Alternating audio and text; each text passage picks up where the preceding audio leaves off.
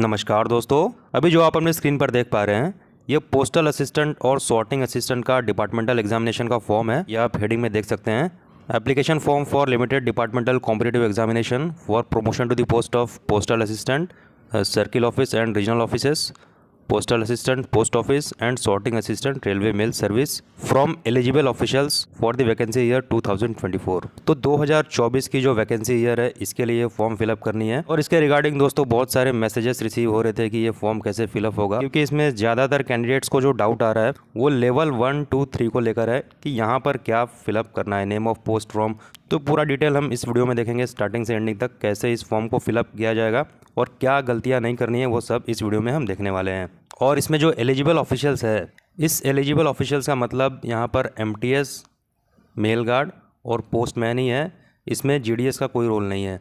GDS का जो form है वो अलग है। तो यहाँ पर एलिजिबल ऑफिशियल्स का मतलब एमटीएस है, मेल गार्ड है और पोस्टमैन है। तो चलिए स्टेप बाय स्टेप देखते हैं कैसे इस फॉर्म को फिलअप करना है। सबसे फर्स्ट में देखिए name of the candidates in Capitals. तो ये फॉर्म कैपिटल लेटर में आपको फिलअप करना है, ब्लॉक लेटर में। तो यहाँ पर सबसे पहले नाम लिखना है नेम ऑफ द कैंडिडेट में।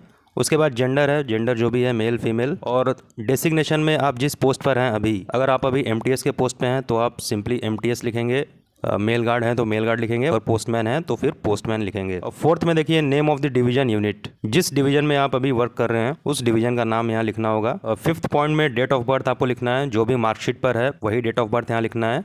सिक्स्थ में कास्ट कैटेगरी है, यूआर, एससी, एसटी, ओबीसी, जो भी आपका कास्ट कैटेगरी है उसको यहाँ पर सिंपली लिख देंगे। अगर ओबीसी है तो यहाँ पर ओबीसी करके लिखेंगे, यूआर है तो यूआर लिखेंगे, एससी है तो एससी, एसटी है तो एसटी, जो भी आपका कैटेगरी है कास्ट का वो यहाँ पर सिक्स्थ पॉइंट में आप लिख देंगे। सेवंथ में देखिए whether belongs to person with benchmark disability, if so details there of along with supporting documents. यहाँ पर अगर कोई डिसेबल है तो यस लिखेंगे, अगर नहीं है तो सिंपली नो लिखेंगे। यहाँ डिसेबिलिटी का मतलब आपको समझना है, अगर कोई फिजिकली हैंडीकैप है या फिर मेंटली डिस्टर्ब है और उसके पास सपोर्टिंग डॉक्यूमेंट्स है, अगर किसी हॉस्पिटल से उसके पास सर्टिफिकेट है इसका, तो वो यहाँ पर यस लिखेंगे। अदरवाइज अगर आप ठीक हैं पूरी तरह से तो नो लिख के आगे बढ़ेंगे। 8 नंबर में क्या है, date of entry in the department. Date of entry मतलब डेट ऑफ ज्वाइनिंग है, डिपार्टमेंट में जिस दिन आपकी ज्वाइनिंग हुई वो डेट यहाँ पर लिखेंगे। और यहाँ जीडीएस वाला डेट लिखेंगे, चाहे फिर आप जीडीएस के थ्रू आए होंगे या एमटीएस, पोस्टमैन, मेल गार्ड, जहाँ से भी आप आए होंगे, आप यहाँ फर्स्ट डेट ऑफ ज्वाइनिंग लिखेंगे। अगर जीडीएस से हैं तो यहाँ जीडीएस से जो डेट ऑफ ज्वाइनिंग है वो यहाँ पर लिखेंगे। अब आते हैं 9th पॉइंट में, सबसे इंपॉर्टेंट। इसी में बहुत लोगों को डाउट रहता है, डिटेल्स ऑफ पोस्ट हेल्ड सब्सटेंटिवली। देखिए पे लेवल है, इसमें पे लेवल इन पे matrix level 3, level 2, level 1। Name of post है, फ्रॉम है, टू है। इसमें क्या लिखना है, तो सबसे पहले लेवल 3 इसमें लिखा है। लेवल 3 में अगर आप किसी पोस्ट को होल्ड कर रहे हैं तो उस पोस्ट का नाम इसमें लिखना है। जैसे लेवल 3 में पोस्टमैन का पोस्ट आता है, मेल गार्ड का भी पोस्ट आता है। तो पोस्टमैन आप अगर आप हैं तो सिंपली यहाँ पोस्टमैन लिखेंगे, मेल गार्ड है तो मेल गार्ड लिखेंगे। और कब से आप पोस्टमैन हैं तो यहाँ फ्रॉम डेट ऑफ ज्वाइनिंग लिखेंगे पोस्टमैन वाला। और कब तक, यहाँ 2 लिखा है तो 2 में आपको डेट नहीं लिखना है, क्योंकि आप अभी भी काम कर ही रहे हैं। इस पोस्ट पर भी आप हैं, आप अभी भी कंटिन्यू काम कर ही रहे हैं, तो 2 में कोई डेट नहीं रहेगा। यहाँ आप लिख सकते हैं स्टिल वर्किंग, यहाँ 2 में आप स्टिल वर्किंग लिख सकते हैं। और लेवल 2 में देखिए, लेवल 2 में कौन सा पोस्ट आता है बहुत लोगों को पता ही नहीं है, तो यहीं पर कन्फ्यूजन शुरू होता है। यहाँ पर भी जिस पोस्ट पे आप है, लेवल 2 का जो भी पोस्ट है आपका, वो क्या पोस्ट है मैं बताऊंगा अभी। लेवल 2 में देखिए अगर आप हैं तो यहाँ फ्रॉम वही डेट ऑफ ज्वाइनिंग लिखेंगे और 2 में स्टिल वर्किंग लिखेंगे। और लेवल 1 में आपको पता है एमटीएस का पोस्ट आता है, तो यहाँ लेवल 1 में एमटीएस लिखना है और एमटीएस का ज्वाइनिंग डेट फ्रॉम में लिखना है और 2 में स्टिल वर्किंग लिखना है। और स्टिल वर्किंग मैं इसलिए बोल रहा हूँ दोस्तों, क्योंकि अभी भी आप उसी पोस्ट पर काम कर रहे हैं, उस काम को आपने छोड़ा नहीं है, उस पोस्ट को आपने छोड़ा नहीं है, इसलिए स्टिल वर्किंग यहाँ पर लिखना पड़ेगा आपको। अब लेवल 2 वाले पे आते हैं। लेवल 2 का पोस्ट क्या होता है, मल्टीटास्किंग स्टाफ, ये लेवल 1 का है। ये डिपार्टमेंट ऑफ पोस्ट का चार्ट है जो आप देख रहे हैं, पूरा लेवल 17 तक है ये सेक्रेटरी पोस्ट। हम लोगों को इतना नहीं देखना है, बस लेवल 2 हम लोगों को देखना था, इसलिए इस चार्ट के मदद से मैं आपको बता रहा हूँ कि लेवल 2 कौन सा पोस्ट होता है। फिलहाल लेवल 2 हम लोग देखते हैं। ये देखिए हाईली स्किल्ड आर्टिशंस ग्रेड 3, ये लेवल 2 में आते हैं। अगर आप इस पोस्ट पे होंगे, हाईली स्किल्ड आर्टिशंस के पोस्ट पे होंगे, तो आप उस फॉर्म में लेवल 2 के आगे ये हाईली स्किल्ड आर्टिशंस ग्रेड 3 लिख सकते हैं। और भी पोस्ट है लेवल 2 में, देखिए जैसे ये है टेक्निकल पोस्टल असिस्टेंट ग्रेड 2, ये भी लेवल 2 का ही पोस्ट है। डिस्पैच राइडर भी है, इलेक्ट्रिशियन भी है, टर्नर एमएमएस भी है और फिजिकल ट्रेनिंग इंस्ट्रक्टर भी है। तो इसमें से अगर आप हैं कुछ भी तो लेवल 2 के आगे इस पोस्ट को लिखेंगे। और लेवल 2 में ड्राइवर का पोस्ट भी आता है, तो अगर आप ड्राइवर हैं तो ड्राइवर लिखेंगे। अगर आप लेवल 2 का पोस्ट होल्ड नहीं करते हैं तो इसको सिंपली डैश यहाँ पर कर देना है। तो ये सबसे बड़ा डाउट था, ये आपका क्लियर हो गया होगा। नंबर 10th में आते हैं। Details of regular engagement as Gramin Dak Sevaks if any. अगर जीडीएस में आपने काम किया है तो कब से किया है, यहाँ फ्रॉम में वो डेट लिखेंगे, और टू कब तक किया है ये डेट लिखेंगे यहाँ पर। तो इसमें कुछ ज़्यादा नहीं है, जो ग्रामीण डाक सेवक का डेट ऑफ ज्वाइनिंग है यहाँ पर लिखना है, और कब तक आप ग्रामीण डाक सेवक में कार्यरत थे वो यहाँ पर लिखना है 2 के नीचे। अब 11 पॉइंट में आते हैं, total eligible service as on 1 January 2024। Total service आपकी कितनी हुई है, जीडीएस से लेके अभी जिस पोस्ट पर आप हैं उस पोस्ट तक टोटल सर्विस आपकी कितनी हुई है वो यहाँ पर कैलकुलेट करके लिख देना है। 11th का ए देखिए, total service in post level 1, level 2 and level 3 of the pay matrix up to 1 January 2024। यहाँ पर जो फॉर्मेट है ईयर मंथ डेट, इसी फॉर्मेट में आपको यहाँ लिखना है। ऐसा नहीं कि आप डेट मंथ ईयर कर देंगे, ऐसा नहीं करना है।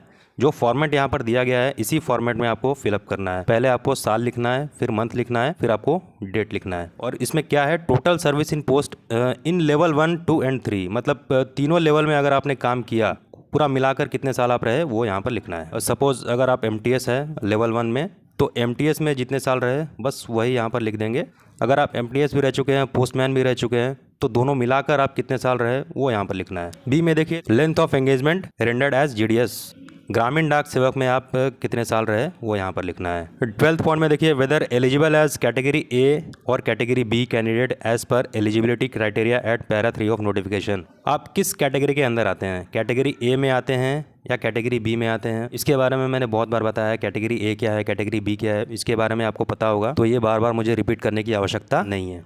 और 13 में देखिए, whether working in APS yes no, APS मतलब आर्मी पोस्टल सर्विस, इसमें अगर आप कार्यरत हैं तो यस लिखेंगे, अगर नहीं है तो नो लिखेंगे।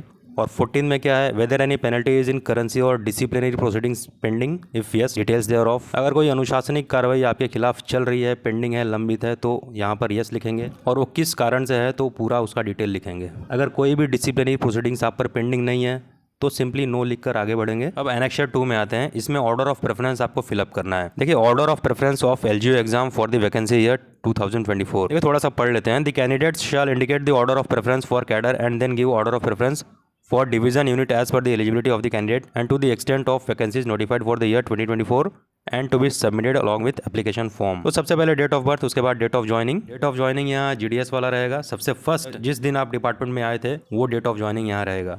उसके बाद देखिए यहाँ cadre associated with divisional unit, और ये order of preference second column में। उसके बाद पोस्टल असिस्टेंट सीओआरओ है, फिर पोस्टल असिस्टेंट पोस्ट ऑफिस है, फिर sorting assistant railway mail service है। इन तीनों में से जो भी आपकी फेवरेट चॉइस है, जहाँ पर भी आप जाना चाहते हैं, अगर आप सीओआरओ में ही जाना चाहते हैं तो सिंपली यहाँ postal assistant circle office, regional office यहाँ आप लिख देंगे। सेकंड में आप सॉर्टिंग असिस्टेंट में जाना चाहते हैं रेलवे मेल सर्विस में, तो सेकंड में आप ये वाला लिख देंगे, और थर्ड में फिर आप पोस्टल असिस्टेंट पोस्ट ऑफिस वाला लिख देंगे। जिसमें भी आप जाना चाहते हैं उसको पहले लिखेंगे, उसके बाद अपना प्रेफरेंस उसके हिसाब से 1, 2, 3 के हिसाब से इसी क्रम में आप ये तीनों को लिख देंगे। और नीचे भी सेम है, इसमें भी आपको वही लिखना है। फर्स्ट में आपको जो भी चाहिए यहाँ आप डिवीजन का नाम लिख देंगे। यहाँ मैक्सिमम आप 10 कर सकते हैं, 10 डिवीजन का नाम लिख सकते हैं ऑर्डर ऑफ प्रेफरेंस में। बहुत लोग तो पूरा ही लिख देते हैं, ये जितना भी है सब 31 का 31 इसमें लिख देते हैं, लेकिन वैसे नहीं लिखना है। आपको मैक्सिमम 10 ऑर्डर ऑफ प्रेफरेंस ही देना है, उससे ज़्यादा आप मत दीजिए।